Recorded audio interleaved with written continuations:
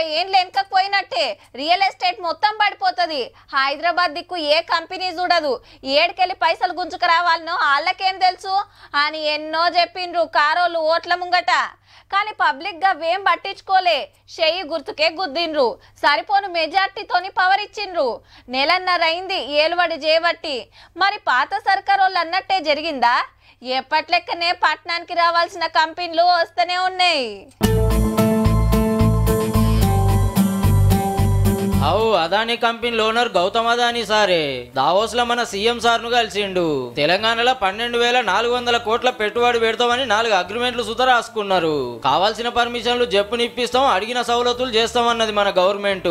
అట్లనే ఆరాజన్ మందుల కంపెనీ వాళ్ళు సుత 2,000 కోట్లు పెట్టుబడి పెడతామన్నారు. ఎంత లేదన్నా 1,500 కొలువులు వస్తాయట. Tata Sons chairman Chandrasekaran sir సుత కలిసిండు మనోళ్లను. బయటి దేశాల కంపెనీల ఓనర్లను లీడర్లను కలుసుడు, కంపెనీలు పెట్టువని అడుగుడు జోరుగా నడుస్తుంది. మీటింగ్ అయినాక సన్మానాలు సత్కారాలు. స్విట్జర్లాండ్ దేశం దావోస్ లో మన గవర్నమెంట్ ఆఫీస్ తెరిచింది. భువనం, చార్మినార్, బతుకమ్మ, పోచంపల్లి, ఇక్కతు, చేర్యాల పెయింటింగ్ బొమ్మలు పెట్టిండ్రు.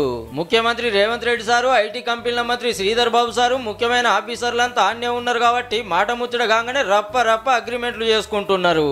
చల్లటి చలి దేశమాయే, అందుకే గీ డిరేసులు దొడిగిండ్రు. ఇక రేపటితోటి మీటింగులు ఆకరు. మొత్తం ఎన్ని కంపెనీలు వస్తున్నాయో, ఎంత పెట్టుబడి పెడుతుర్రో, ఎన్ని కొలువులు వస్తాయో అటెన్క చెప్తారు అన్నట్టు.